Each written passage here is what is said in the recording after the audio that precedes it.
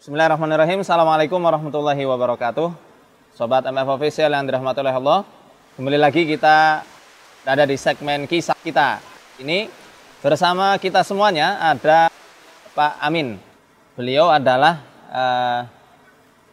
praktisi atau penganut ilmu kedigdayan yang Masya Allah ceritanya luar biasa banyak, pengalamannya juga banyak, dan mungkin nanti insya Allah kita bisa mengambil banyak pelajaran dari pengalaman-pengalaman yang pernah beliau alami selama menjadi praktisi ilmu kedigdayan.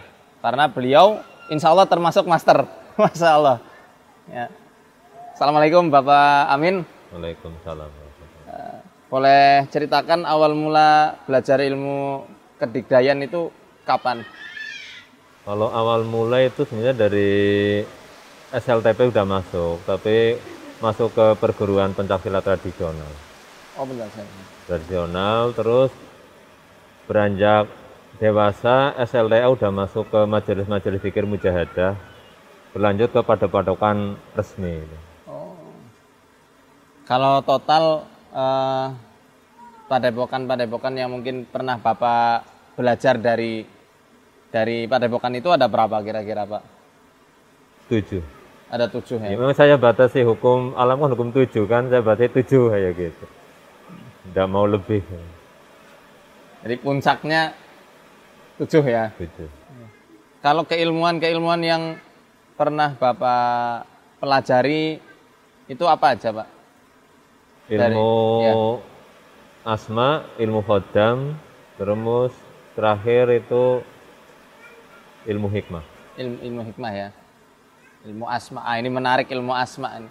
Kalau ilmu asma yang pernah Bapak pelajari, asma apa?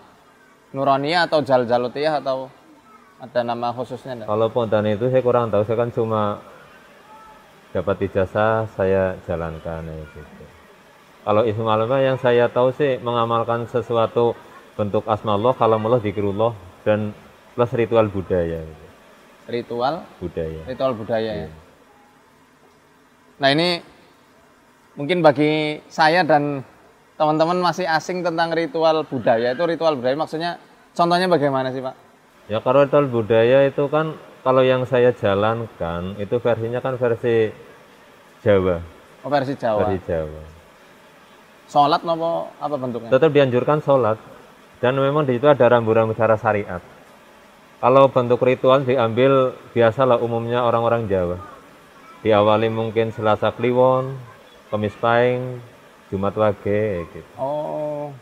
Kalau puasa sendiri yang pernah Bapak jalani ada? Ya kalau di Padepokan kan setiap naik tingkatan kan memang diharuskan riadoh itu, puasa budaya itu. Puasa. Iya. Bentuk puasanya nopo mutih nopo?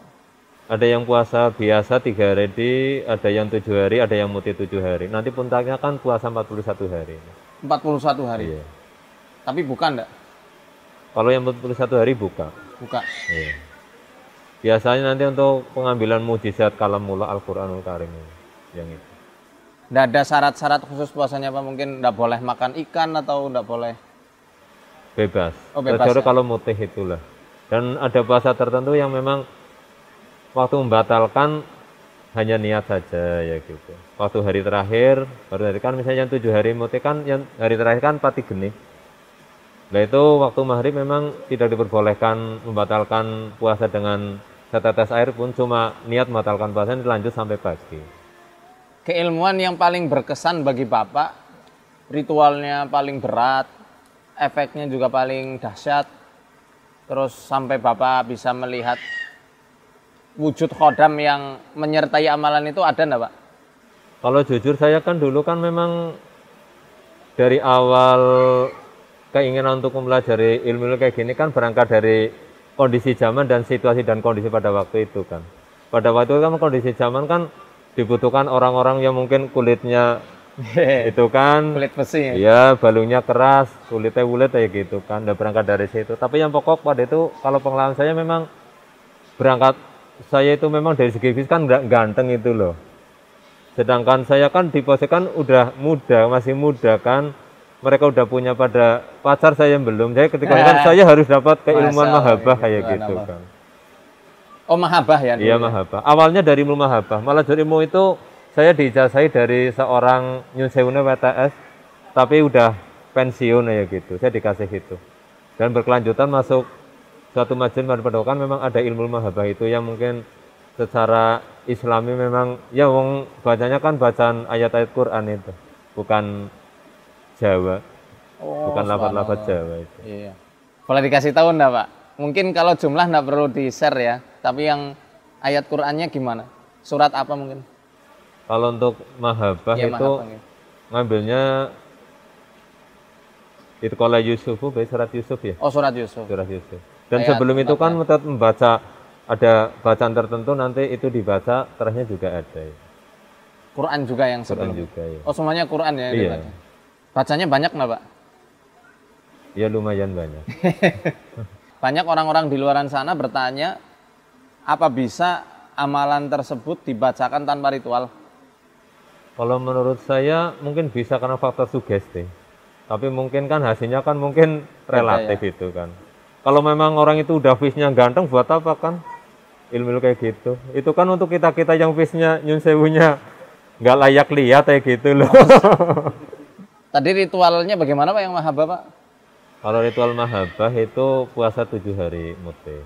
Nah itu salah satunya yang hari terakhir itu tidak boleh membatalkan dengan setetes air pun. Cuma niat membatalkan, nanti lanjut puasa lagi nyampe pagi. Bukan pati geni ya, Pak? Ya tidurnya yang malamnya itu terakhir pati geni. Oh, terakhir. Jadi pati geni itu puasa puncak nih? Iya, puasa puncak. Nah, rasanya gimana, Pak, waktu mengamalkan puasa itu kan bukannya hanya dengan pembayangan harus subuh apa ya tadi bukannya? Iya, nyampe subuh. Ngebleng nggih? Iya.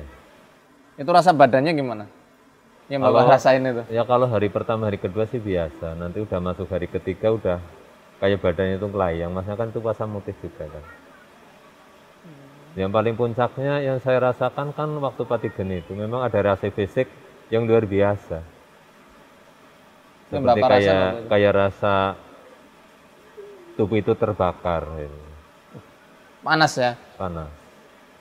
Ya memang dari amalan dari hari pertama nyampe hari ketujuh kan memang berat banget sih. Bisa amalan mulai setar pada isya nyampe subuh. Malah yang terakhir subuh malah diundur. Yang penting harus target amalan jumlah segini ya gitu. Subhanallah. Maksudnya diundurnya sampai berapa lama, Pak? 6:30 lah. 6:30 baru subuh? Iya. Rugi sih nanti kalau ndak itu nanti ngulang lagi dari awal itu puasa itu. Oh gitu, jadi nggak boleh? Iya. Nggak boleh putus ya? Iya, harus misalnya waktu kan jumlah hitungan kan 6.666 hitungan. 666 ya? Iya. Berarti dari isya ya nggak tidur ya selama 7 hari itu? Iya. Kalau yang udah tidur kan cuma malam terakhir aja. Tapi kan hari pertama nyampe hari ke-6 kan tetap wiridan kan juga lama juga kan. Iya, iya. Cuma hari terakhir memang full.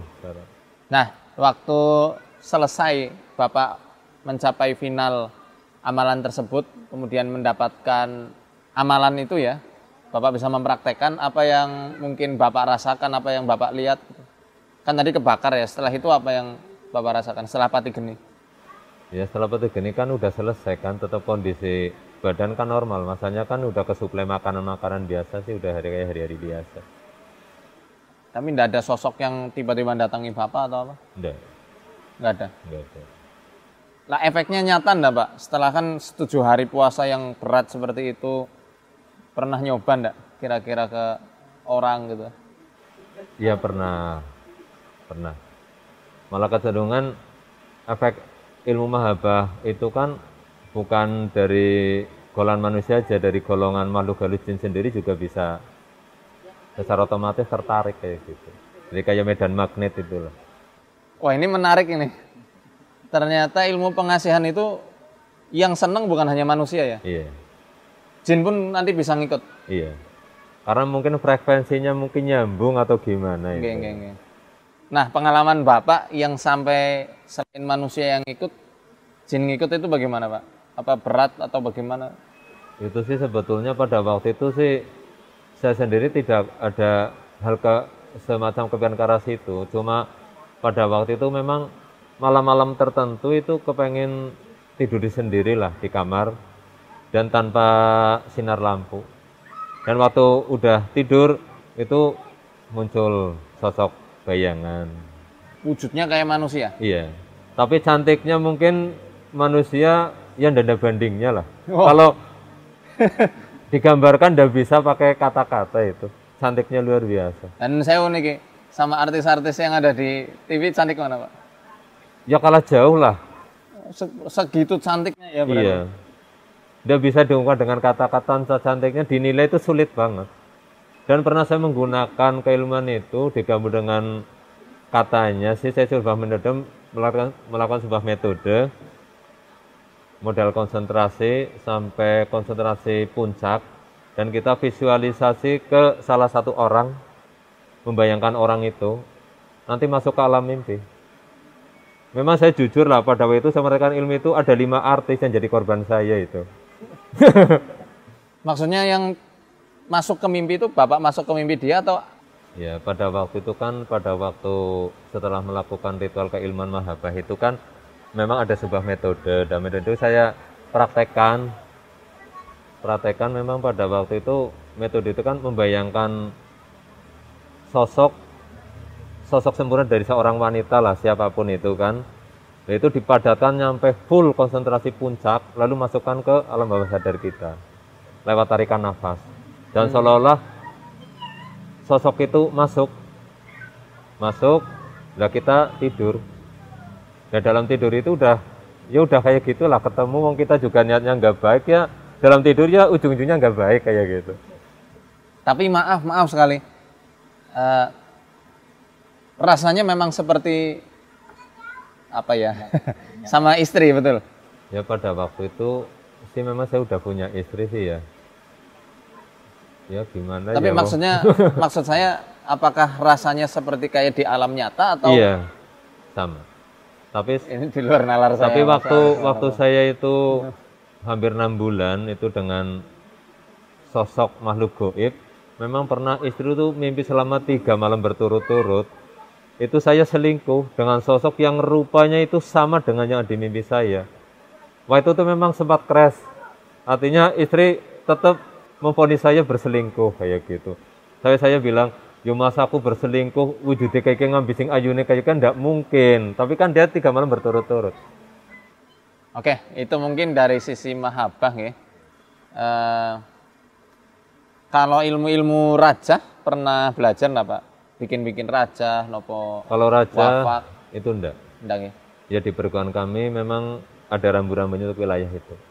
Ya kalau itu kan saya tidak mempelajari hal itu. Ilmu khatam huruf yang langsung ditulis di kertas dengan media minyak. Biasanya kan orangnya puasa dulu, puasa wirid berapa ribu kali nanti 1 huruf. Saya itu nggak belajar kayak gitu. Kalau saya langsung bentuk puasa dan riadoh dan pengambilan mujizat Nur Hijaiyah Alif sampai dengan iya itu. Pengambilan mujizat Nur Hijaiyah Alif sampai dengan iya. Jadi tidak mempelajari masalah ilmu khatam huruf lewat tulisan itu enggak, yang dibuat raja itu enggak. Tapi ada hitungannya buatan Mbak, setiap huruf-huruf itu? Enggak ada. Enggak ya? Sebab kalau di kajian kita kan fungsi kemujizatan Nur Hijaiyah Alif Sandangannya memang ada tersendiri untuk ini, dan untuk pengobatan kan ini pakai ini pakai ini pakai ini kayak gitu. Dia dengan metode olah nafas itu. Berarti masing-masing dari huruf hijaiyah atau abajadun, Mbak? Bukan abajadun ya? Bukan. Hijaiyah ya? Iya, sampai dengan iya. Alif batasa tetap ya? Setiap hurufnya ada metode pernafasan tertentu nggih? Enggak, kita cuma membayangkan Nur Hijaiyah itu di tengah-tengah sini. Dibayangkan huruf. Oh iya. Ini kan otomatis kan fungsi dari khasiat dari apapun itu kan udah jalan sendiri. Waktu penggunaan keilmuan itu. Nah kalau ilmu yang pernah Bapak demonstrasikan seperti ilmu kanuragan, apa aja yang mungkin pernah Bapak lakukan?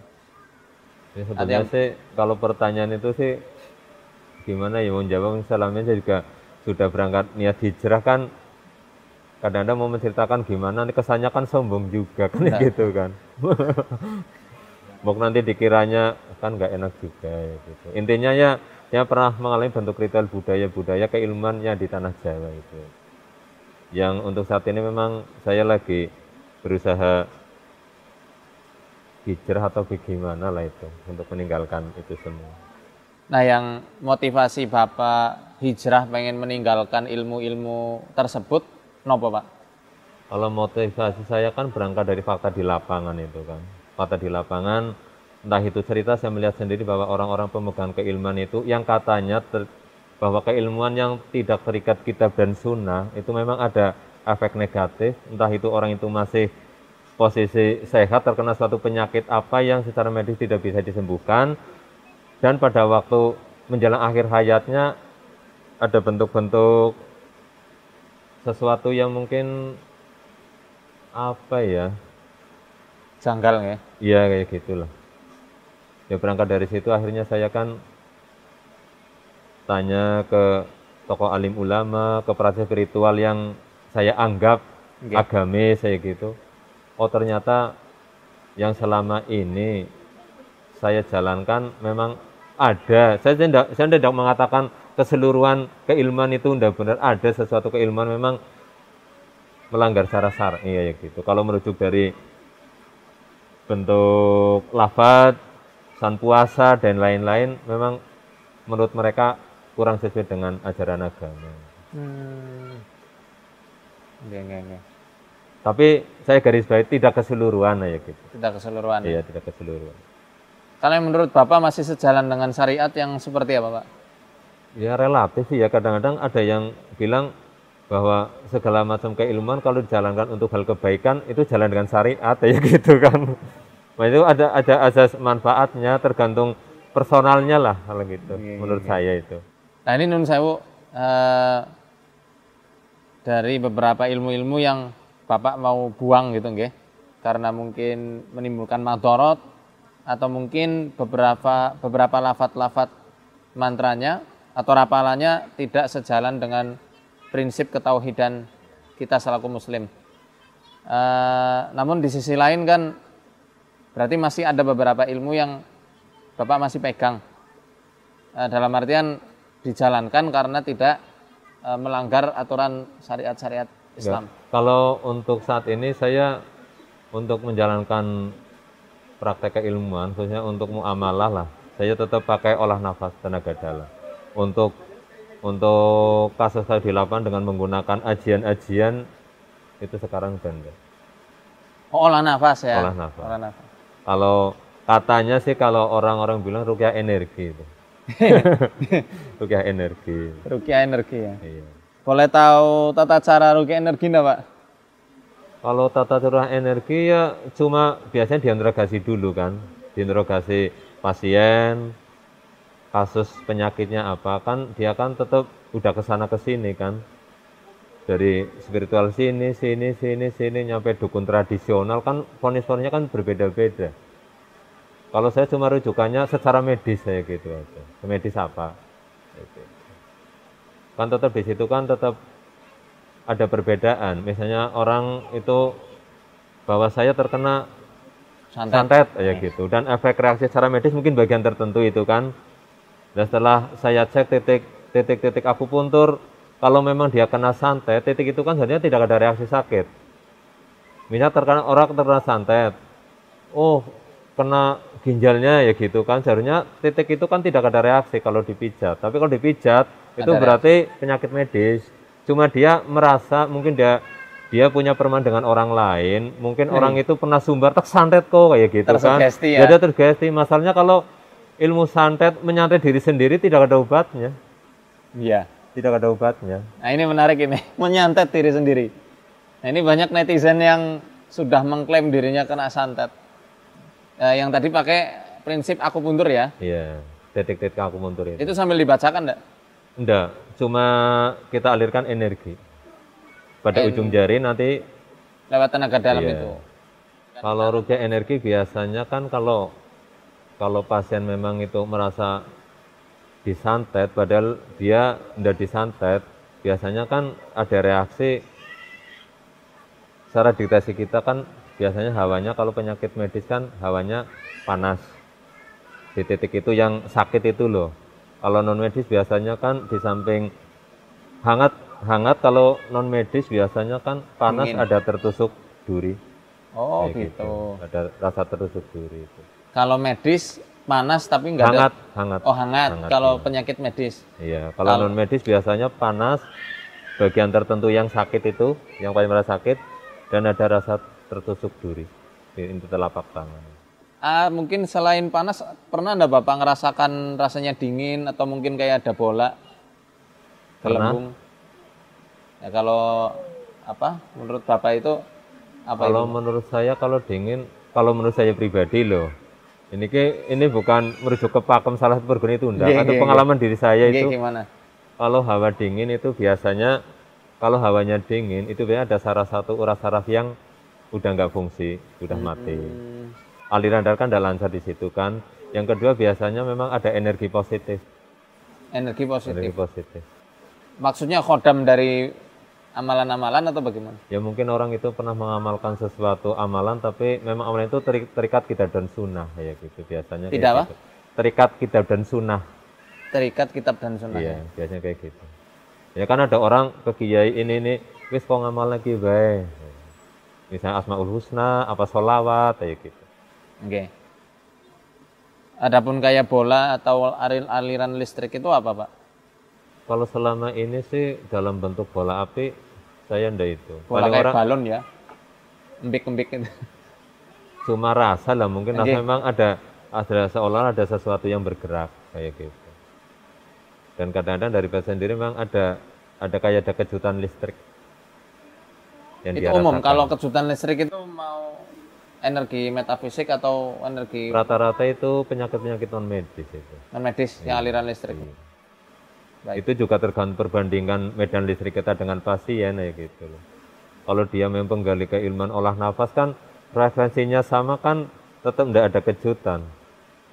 Cuma ada yang dirasakan mungkin ya sedikit banget lah kayak gitu. Ini mohon maaf sebelumnya waktu belajar ruqyah ruqyah energi apa ada ritual pembuka sebagai mukaddimah sebelum diijazahi mungkin? Iya, Pakai biasa. ijazah mboten sih? Iya pakai ijazah itu. Nah, amalan yang buka apa ritualnya? Kan di situ ada buka kunci ilmu. Masing-masing perguruan mungkin ini mungkin mereka punya kunci ilmu tersendiri bentuk amalan pembuka itu kan kalau kita itu kan namanya kunci ilmu, kunci keilmuan itu. Sebelum praktekan keilmuan biasanya buka kunci ilmu dulu. Dan itu masing-masing perguruan beda nggih, Pak? Beda-beda. Kalau bacaan di ruqyah energi apa yang sering Bapak baca? Kalau bacaan ruqyah energi itu enggak ada. Masalahnya kita setiap olah nafas kan waktu tarik nafas kan ada bacaan rahasia tertentu. Waktu nahan juga ada, ngelepas ada. Tapi tidak dibaca berarti? Dibaca secara batin itu. Oh, bacanya di batin. Iya, tarik nafas itu ada rahasianya, tahan ada, waktu ngelepas, waktu pelepasan energi pada bersama dengan waktu ngelepas nafas itu. Nah, bacaan itu apa sih Pak yang dibaca ketika narik nafas atau apa? Itu termasuk rahasia keilmuan sih yang dari Oh, rahasia ya. Itu tingkatan di bawahnya juga enggak. Kalau dalam satu kan tingkatan di bawahnya juga enggak bisa itu. Gimana? Jadi untuk tingkatan tertentu sampai tingkatan misalnya tingkatan tertentu lah, memang dia kan sudah berhak mendapat gelar ya gitu loh. Misalnya gelar pendekar, dia sudah berhak mendapat simbol dalam bentuk itu golok kependekaran. Golok. Golok kependekaran. Yang ngasih golok itu siapa Pak? Pewaris tunggal keilmuan. Oh, pewaris tunggalnya. Iya. Golok nyata apa? Secara fisik nyata. Oh, secara fisik nyata? Iya. Apa energi dari golok itu dimasukkan ke tubuh? Nah itu kan ya kurang tahu intinya memang kalau kita secara fisik nyata memang dipegang untuk keperluan muamalah. Biasanya kasus-kasus kesurupan itu bisa. Pakai golok itu? Cuma itu kan ada kunci ilmunya juga kan waktu mungkin ada rahasianya itu kan waktu misalnya orang kesurupan kayak gini aja udah jinnya kabur gitu. Sudah terbukti? Udah. Tapi kalau sendiri kan golok kan udah saya pegang dan tidak ambil. Mungkin takut digorok. Enggak. Tak sembelih. Permasalahannya kan untuk selama ini saya enggak ya kurang terkesan tuh hal-hal semacam itu. Cuma memang dari proses ruqyah yang saya jalankan selama ini kan dari beberapa spiritual kan memang dia melihat saya juga tidak merasakan, dia melihat bahwa di punggung saya memang ada sebuah golok kayak gitu. Dan dia ceritakan betul, memang golok itu kan ada tulisan raja, guru-guru, nama saya dan orang tua. Oh iya, Bapak pernah diruqyah ya sebelum ini ya? Pernah. Metode ruqyahnya bagaimana, Pak? Apa dia bisa melihat isinya Bapak, kodam-kodamnya atau bagaimana? Pengakuan mereka ada yang lihat, ada yang cuma merasakan ya gitu. Merasakan. Iya, cuma vonis mereka sama semua. Bahwa saya itu memang negatif kayak gitu. Maksudnya? Ya campur tangan jin di alam manusia, nah itu wilayah saya, itu kata mereka ya gitu. Pengalaman Bapak dulu waktu di ruqyah sama beberapa ruqyah, bagaimana sih, Pak? Kalau saya untuk proses ruqyah itu pernah mengalami 3 kali sebuah metode ruqyah 3 kali. Yang pertama katanya ruqyah syar'iyah, katanya. Melihat juga face orang itu juga syar'i banget itu loh. Syar'i sih keberi. Dari Syar'i. kayak gitu kan. Yang kedua itu ruqyah syirkiyah. Saya ruqyah ke orang-orang yang memang saya anggap saktinya luar biasa itu. Yang ketiga itu ruqyah energi. Ruqyah energi. Iya. Ya yang Bapak dalami sekarang ini ya. Ada nih Pak efek samping dari Bapak belajar hal-hal begitu, apa sering merasakan sakit di area tubuh tertentu atau emosi jadi tidak stabil atau hubungan sama istri yang harmonis gitu mungkin? Kalau saya lebih merasakan sih pada waktu awal-awal itu, saya pertengahan itu memang munculnya sering merendahkan orang lain lah. Seolah kita merasa paling hebat. Dan emosinya juga tinggi banget. Waktu awal-awal itu? Ya selama perjalanan itu. Kalau sekarang ini bagaimana, Pak? Kalau sekarang ya tinggal 50% lah. 50%? Iya, 50%. Ya pengalaman cuma itu fakta-fakta di lapangan ya gitu. Fakta di lapangan aja ya. Berarti secara langsung tidak membaca seperti Al-Fatihah, ayat kursi, kulhu, falak, anas dibacakan. Walaupun cuma umik-umik loh, Pak. Kalau ruqyah energi sebelum kita menggunakan keilmuan kan memang ada buka kunci ilmu. Oh, jadi kuncinya itu kalau mau ruqyah energi harus baca kunci ilmu dulu. Ibaratnya diijazahi dulu ya? Iya. Kalau enggak diijazahi enggak bisa? Enggak bisa. Biasanya orang ruqyah energi kan tidak lepas dari belajar olah nafas itu. Gimana? Tidak lepas dari belajar olah nafas, tenaga dalam itu. Tapi yang paling pokok ruqyah energi kan, yang saya tahu sih kalau bisa maksimal orang itu sudah melakukan dzikir lataif biasanya. Zikir lataif. Oh, zikir lataif. Itu yang paling berperan utama untuk pelepasan energi itu kan itu. Energi lataif. Kita langsung ruqyah aja. Kalau Bapak berkenan, kita akan buang semua yang pernah itu dipelajari itu. Dan ikhlas Pak dibuang ya. Ikhlas. Ikhlas lillahi ta'ala. Semoga Allah mudahkan proses ini. Dan semoga Allah selalu jaga Bapak dan keluarga dari seluruh kejahatan makhluknya. Amin. أعوذ بالله من الشيطان الرجيم يا معشر الجن والإنس إن استطعتم أن تنفذوا من أقطار السماوات والأرض فانفذوا لا تنفذون إلا بسلطان لا تنفذون إلا بسلطان لا تنفذون إلا بسلطان لا تنفذون إلا بسلطان لا تنفذون إلا بسلطان لا تنفذون إلا بسلطان فبأي آلاء ربكما تكذبان فبأي آلاء ربكما تكذبان فبأي آلاء ربكما تكذبان يرسل عليكما شواظ من نار ونحاس فلا تنتصران يرسل عليكما شواظ من نار ونحاس فلا تنتصران فلا تنتصران فلا تنتصران فلا تنتصران يرسل عليكما شواظ من نار ونحاس فلا تنتصران يرسل عليكما شواظ من نار ونحاس فلا تنتصران يرسل عليكما شواظ من نار ونحاس فلا تنتصران يرسل عليكما شواظ من نار ونحاس فلا تنتصران يرسل عليكما شواظ من نار ونحاس فلا يرسل عليكما شواظ من نار ونحاس فلا تنتصران يرسل عليكما شواظ من نار ونحاس فلا تنتصران فلا تنتصران فلا تنتصران فلا تنتصران فبأي آلاء ربكما تكذبان فبأي آلاء ربكما تكذبان Arab syahadat. Yuk. Asyhadu an la ilaha illallah wa asyhadu anna Muhammadar Rasulullah. Asyhadu. Ayo, asyhadu.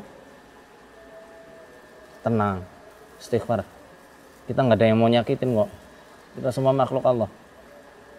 Jin juga ada tanggung jawab untuk melaksanakan Islam ya. Ya.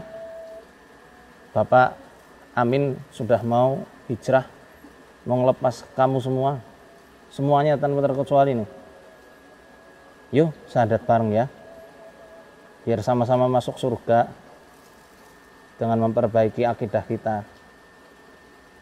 Yuk baca syahadat.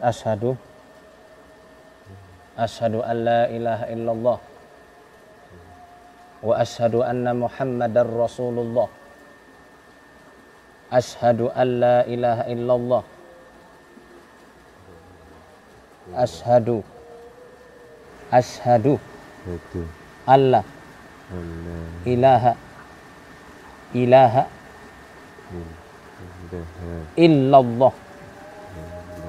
wa asyhadu wa asyhadu. Tenang. Wa asyhadu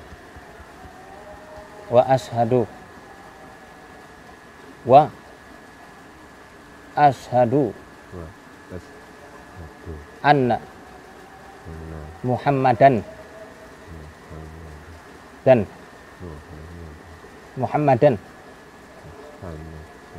Rasulullah. Aku bersaksi tidak ada Tuhan selain Allah. Dan aku bersaksi bahwa Nabi Muhammad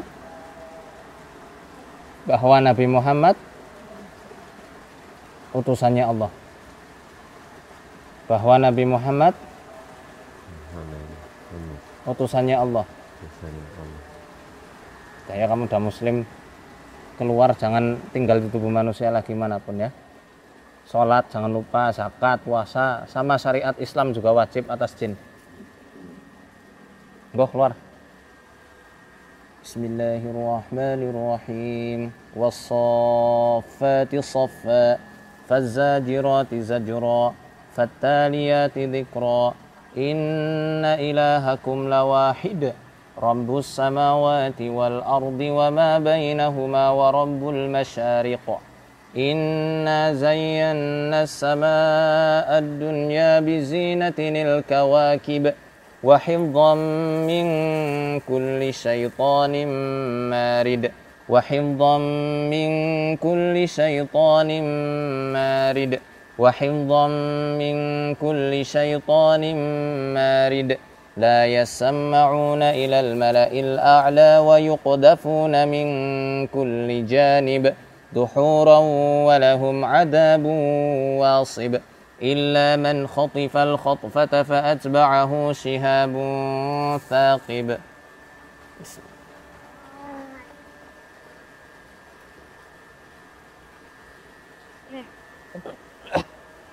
Resek apa? Hah? Resek.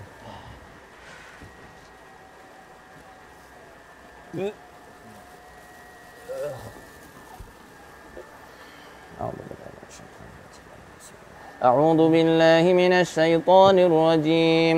بسم الله الرحمن الرحيم.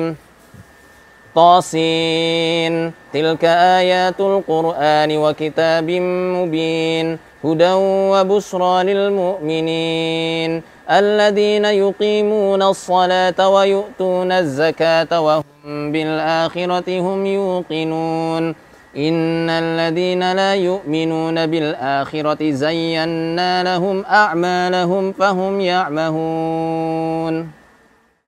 Alhamdulillah, proses ruqyah dari Bapak Amin telah selesai. Kita doakan semoga seluruh jin fasik Allah keluarkan semuanya. Allah jaga juga Bapak Amin ya dari seluruh makar-makar musuh Allah Subhanahu wa taala. Amin amin ya rabbal alamin ya. Nah, kita mau tanya dulu nih. Pak, tadi waktu di ruqyah apa yang Bapak rasa, Pak? Kontak langsung dengan janan itu terasa panas badan. Iya. Tangannya yang panas ya? Ya, tangannya jangan yang nempel ke permukaan daerah itu panas. Padahal saya lagi kedinginan nih, kehujanan nih. Mungkin tadi ya pas lagi dibacakan ya. Kalau sekarang ya standar sih. Biasa ya. Iya, biasa. Nah sekarang setelah diruqyah yang Bapak rasa apa? Lebih fresh lah. Lebih fresh. Iya. Rasa yang ada yang keluar enggak sih? Kalau terasa keluar seolah-olah ada yang keluar lah. Tapi ya gimana sih ya? Susah dijelaskan ya. Iya. Ya, terima kasih untuk Bapak Amin atas seluruh sharingnya pada malam hari ini. Semoga Allah senantiasa meliputi kita dengan hidayah taufik dan hidayah tathbit dari Allah Subhanahu wa taala dan senantiasa dibimbing di jalan Allah yang lurus. Amin amin ya rabbal alamin. Jazakumullah khairan katsiran ya. Dan untuk teman-teman yang ingin mengikuti segmen kisah kita ya, hubungi nomor admin di bawah ini. Dan insya Allah segmen kisah kita ini tidak dipungut biaya sedikit pun alias gratis. Ya. Arsadani Allah wa iyyakum. Assalamualaikum warahmatullahi wabarakatuh.